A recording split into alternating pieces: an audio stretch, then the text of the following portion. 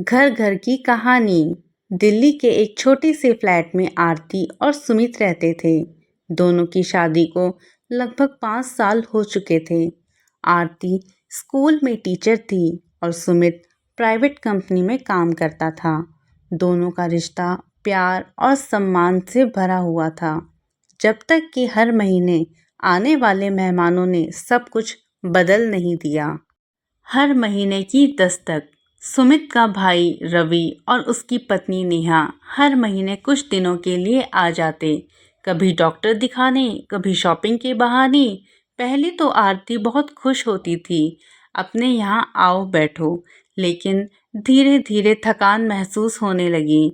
Neha kitchen संभालने लगी, चीजें अपनी मर्जी से रखने लगी। रवि टीवी पर कब्जा कर लेता और सुमित सब कुछ हंसकर सह लेता। आरती को लगता कि अब उसका घर नहीं रहा। दरार की शुरुआत। एक दिन आरती ने सुमित से कहा, हर महीने जब ये आते हैं घर की शांति चली जाती है। सुमित बोला, अरे अपने ही तो हैं, कुछ दिन की बात है। पर वही कुछ दिन हर महीने आने लगे। आरती अब चुप रहने लगी, मुस्कुराना भी भूल चुकी थी। सुमित ने समझा वह बदल रही है, पर असल में वह थक चुकी थी। वो दिन जिसने सब बदल दिया। एक रविवार को नेहा बोली, भाभी इतनी मेहनत क्यों करती हैं, नौकर रख लो। इतना काम तो वही करते हैं जिनका भरोसा घर पर नहीं होता। आरती चुप रह गई, आंखों में आंसू थे। उसने सुमित की ओर देखा, पर वह कुछ ना बोला।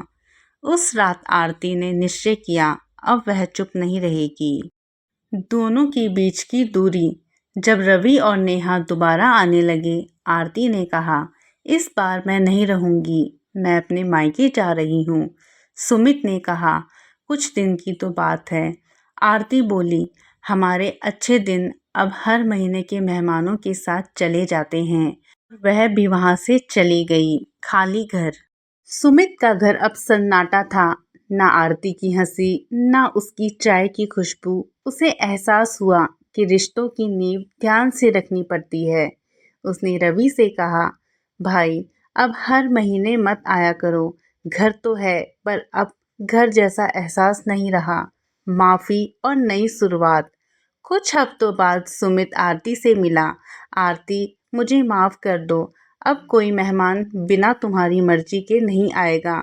बस एक बार वापस आ जाओ, ताकि घर फिर से घर बने। आरती की आंखें नम थीं। अगर आप सच में बदलना चाहते हो, तो मैं भी फिर से कोशिश कर सकती हूँ। धीरे धीरे दोनों ने रिश्ते फिर से जोड़े और सीखा कि प्यार की नींव मर्यादा और सम्मान पर टिकती है। कहानी का संदेश। घर की शांति और रिश्तों की मिठास किसी भी मेहमानबाजी से ज़्यादा कीमती होती है। दोस्तों, अगर आपको ये कहानी अच्छी लगी हो तो प्लीज़ मेरे चैनल को सब्सक्राइब कीजिए, और अगर आपके साथ भी ऐसा कुछ हुआ है तो प्लीज़ कमेंट बॉक्स में ज़रूर बताएं। धन्यवाद।